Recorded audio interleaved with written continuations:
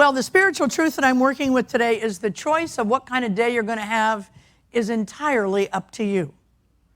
The choice of what kind of day you're going to have is entirely up to you. You've probably heard the story of the woman who says, God, thank you so much for this beautiful life you've given me and this gorgeous day today. Now, I'm going to get out of bed in a few minutes, and I'm pretty sure I'm going to need help continuing on with this good attitude. And that's kind of how I feel sometimes. But, you know, if you're willing to do this work, it can really change things.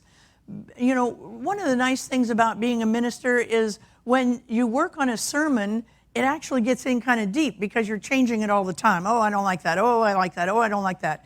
Well, one of the things about this idea of getting up in the morning and deciding to have a good day happened this very morning. When I got here this morning, Justin, who is also comes early, very early, said, Rev, for some reason I can't get into the safe. And I thought, well, poor kid, he forgot the combination. I went in, I punched in the combination, no safe opened. Punched it in again, no safe opened. Now, all of the computers that allow us to stream, for those of you at home, are in that safe. So there was going to be no streaming, no PowerPoint, no nothing, because we couldn't get the safe open. So I called Rosie at home, and I said, Rosie, do we have a manual for this darn safe? Because Justin even changed the batteries on the little thing that makes it go, and batteries were fine. That didn't solve it. So she said, I don't think so, but I'll come early. So she came early, and God bless Rosie Camarena. She doesn't stop until something's fixed. And what I thought was unfixable, in fact, I even called the safe company to see if maybe they were there on Sunday, which of course they weren't. What I thought was unfixable, she stayed with it until she got into that darn safe. Yes. We have so many talented people. Bobby's talented, Rosie's talented, Justin's talented, the band's talented, the music people are talented. We are so fortunate here. But it takes a commitment to know that it's going to work out.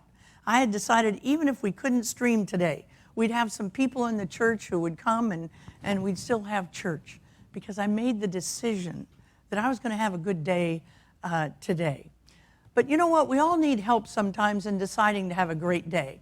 Not only in the morning when we wake up, but when after we open that pile of bills that are on the kitchen table and we don't know how we're going to make it all meet, after our boss lets us know that we're not happy with our work entirely, we need to make the decision then to have a good day anyway. When we find those suspicious baggies in our teenager's backpack, we got to make a decision. We're going to have a good day anyway.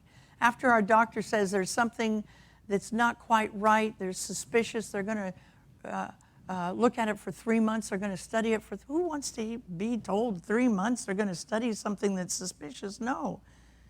But even on those days, we have to decide whether we're going to have a good day. But unless you're a very heightened spiritual being, you're going to need some help. I know I need help sometimes to remind myself that this is my choice to have a good day. Well, we're working with a series in a book. We've been working with it almost throughout this beginning of summer called SQ21, the 21 Skills of Spiritual Intelligence. Now remember, the definition of spiritual intelligence is this: to behave, not to think about, not to ponder, but to behave with compassion and wisdom while maintaining inner peace despite what the world throws at us. Well, for instance, in this country, we've had way too many mass shootings, in my opinion, in the last whatever, and not very long ago. And we want to have our feelings about that, but we don't want to have our feelings go on too long. We want to move into that place of wisdom and compassion, maintaining inner and outer peace. We want to remove the temptation to have revenge. We want to remove the temptation to blame. We want to remove the temptation to do what I call listen to group think. And I'm bad at that, listening to group think. That could be condemning an entire religion for mass shootings. It could be condemning an entire political movement for mass shootings. It could be condemning a complete geographic region for mass shootings. We want to be careful that we're not just going into groupthink about this. Sound easy? It's not easy. It's not easy. I consistently fall short in this idea of not blaming and finding revenge. When I heard Reverend Brenda last week say that over 100 people have been murdered by police in the 2 years since George Floyd's death, I immediately went to blame. I immediately went to revenge about that situation.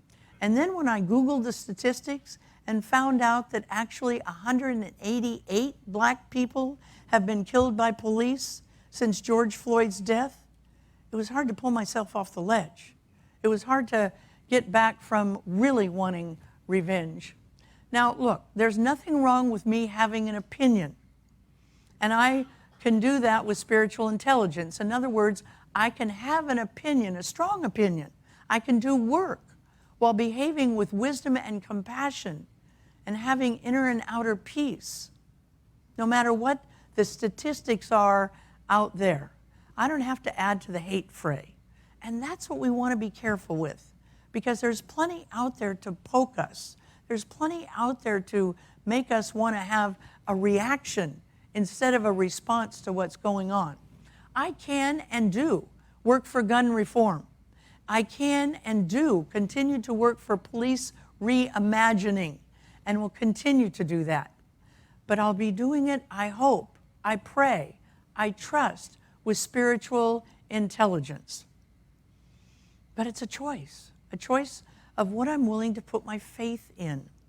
This week, we're starting with skill number 15. For those of you just joining us, all of the first 14 are on YouTube. You can find them. I'll tell you, studying these 21 skills of spiritual intelligence is not something to make you smarter. It's something to change your life. And I guarantee you, if you get deeply enough into them, if you ponder them, if you study them, it will change your life. Well, this week we're starting with 15, and that is sustaining faith. Sustaining faith. Now, I might, just for us, change it a little bit and say it's sustaining faith in a power for good in the universe that we can use. Because the truth is, we're always working with faith in something or other. The world is an infinite source of abundance, or it's limited in some way.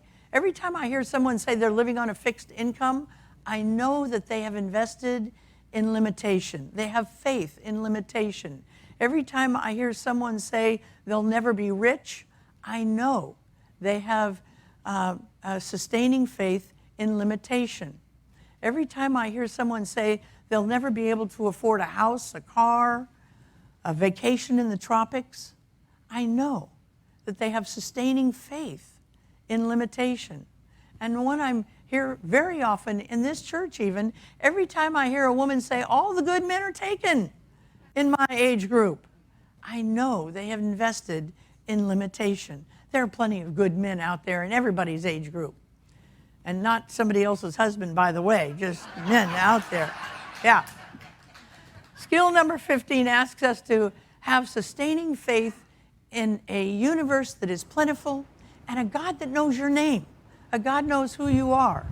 A universe that is just waiting for your recognition of the power in this universe. A universe that is waiting for your expressed desire.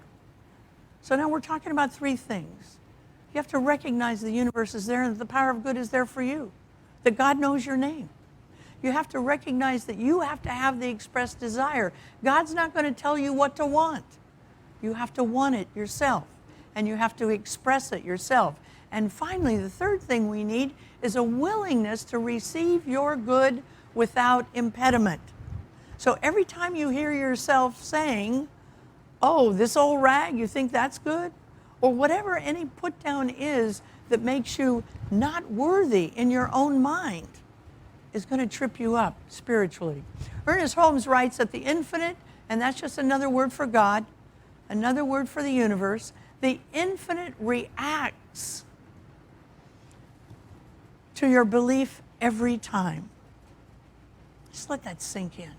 The universe reacts to your belief every time. Not sometimes, but every single time. Doesn't ponder, doesn't guess, doesn't delay. It reacts to your belief.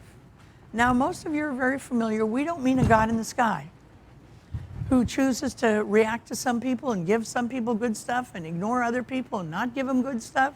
We're talking about a universal energy that reacts to every belief, every time. Now, it doesn't mean that it will become manifest every time, but every time you have a strong belief, you're bringing your manifestation closer to you every single time. Now, as always, here's where we trip ourselves up, because we say to ourselves, why should I have faith in this when I've wanted things in the past and I haven't gotten them? They haven't come to pass. I've wanted a new car. I've wanted an apartment. I've wanted my in-laws to like me. I've wanted thinner thighs. I've wanted better health, and none of it's come my way. Well, we're not talking about what you want. What you want is a good first step. But sustaining faith requires a belief that we will have it even before we can see it, even before we can drive it, even before we can sleep with it. Everything has to happen before we're worthy. We have to know that we're worthy of having it before it arrives. There's a popular saying that there are only two ways to live. One is that a miracle is going to happen today, and the other is the miracle will never happen. Those of you who have mastered the skill of a sustaining faith in an abundant and unlimited universe have mastered living as though everything is a miracle. Sustaining faith allows us to live without resorting to fear, addiction, or denial. We don't have to stick our head in the sand and believe that there's no solution so that we don't even want to look at the conditions. Sticking your head in the sand isn't going to help. Sustaining faith means that we trust there is a wise and loving nature to life and maintain an attitude of gratitude. Let me just say that again. Sustaining faith means that we believe that there is a wise nature to life. And if we can maintain an attitude of gratitude, we'll see what it is that the world is trying to give us all of the time. Number 16 is seeking guidance from a higher self. Seeking guidance from a higher self. This is about developing easier access to the wisdom that is the best part of you. We often say, the presence of God is within you. Do you know that everything you ever need to know about anything is already inside of you? It's already coded inside. Everything. Not most things, but everything is coded inside of you. Have you ever noticed that sometimes you just know the right thing to say, or you just know the right thing to do, and without knowing how you know it? Perhaps you said something and said, whoa, that was really wise. No, that was really good. You just tapped into your inner wisdom. Perhaps you've had moments of intuition, unexpected signals from your body, from your thoughts, or your feelings, or even in your dreams that have helped you make an important choice or given you some needed direction. These are always ways that your higher self is providing you with all of the information that you ever need for your life. We tend to be so locked into external evidence that we forget to look and listen internally, which is where spirit is, where all your answers are, not conditions. It's spirit that directs our ways. Becoming spiritually intelligent requires us patience and a willingness to develop an openness to our intuition. I've heard people say, oh, I'm not very intuitive. Yes, everybody's intuitive, but we have to open to that intuition. We have a spiritual practice in Science of Mind that helps with listening to our inner voice, and it's called visioning. Now, visioning is different from visualization. Visualization, we see in our mind's eye that which we want, and then we teach ourselves to see it in detail, in specific detail. If we want a new car, we ask ourselves not only to see the car, but to see ourselves buying the car, to see ourselves insuring the car, to see ourselves putting gas in the car, to see who's going to ride in the car with us. We want real detail. That's what visualization does, and it's a very powerful spiritual practice. In visioning, we simply think of a topic. We want help to better understand our next steps. There are 4 questions we ask ourselves about in this visioning process that involve the presence of God within. Now, I'm going to go over the questions, and for those of you who came to church, this is another reason to come back to church. For those of you who come to church, I already put your notes in there. So you already have the 4 questions written down. You can take them home. Please do that. You don't have to read them now because I'm going to talk, and I want to see your little eyes up here. All right, thank you very much. But if you choose to do this spiritual practice, here's what I want to say. Give it more than 2 minutes, will you? Give it 20 minutes. There's nothing magical about 20 minutes, but 20 minutes is an amount of time that actually you can ask yourself these questions and listen for the answers. The first question is this: what is the highest vision or perfect idea for? And then you just list whatever it's for. Maybe it's a new job or a better marriage or how to save money. And then you wait. You wait a few minutes. Be still. Let God do God's work in coming through us in our life. Now, here's the thing about visioning. When I vision, nothing comes to me ever at that moment. Nothing. And I wait, and I wait, and I wait, and still nothing comes. And I vision in groups of people, and they're all writing down what they're thinking, what's wrong with me? Nothing's coming. It will always come. For me, it's when I'm driving down the road, I'll think, oh, that's it. Or I'm in the shower, that's it. I promise you, if you ask this question and you wait a few minutes, don't expect, okay, I asked the question, I'll get the answer when I'm driving. No, wait a few minutes. Let it sink in. Let it come to you. And when you do that, it's really going to come. The second question is, what must I become to empower myself, higher self's vision? What do I have to become? What do I have to change about my life? If it's my marriage, do I need to work on patience? Do I need to work on passion? What do I need to work on? What do I need to become more of in my life? The third question is, what must I release? What must I let go of? What can I let go of here to empower my higher self's vision? Can I let go of the need to be right? Can I let go of the need to be in competition with somebody else? What can I let go of? Can I let go of procrastination in my life? And the fourth question is, what must I embrace? What must I embrace to empower my vision, my worthiness, my strength, my commitment to completing things? And the last question is this: what else does my higher self want me to know? What else? And just sit there for a minute. There might be something you didn't even think of to ask, but higher self has the answer. Now, this is a very powerful spiritual practice. We have several practitioners in this church and ministers who have done extensive training in visioning. So if you'd like to have help, you can call a practitioner and say, you know, I want to do this visioning practice. Will you do this visioning practice with me? And they will. They'll do that. They'll do that with you.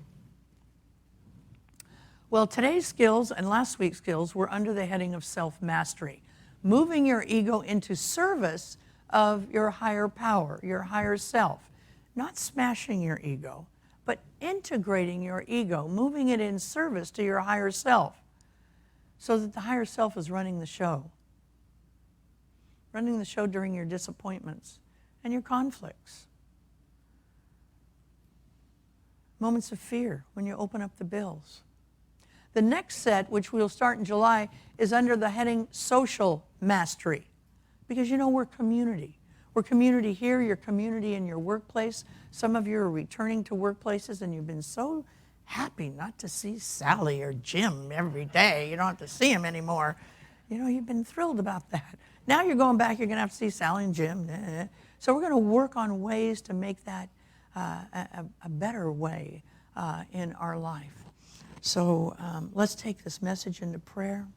There's only one power. It's the power of the universe. It's the power of universal love that wants us to be successful, to be happy, to be joy-filled, to be rested.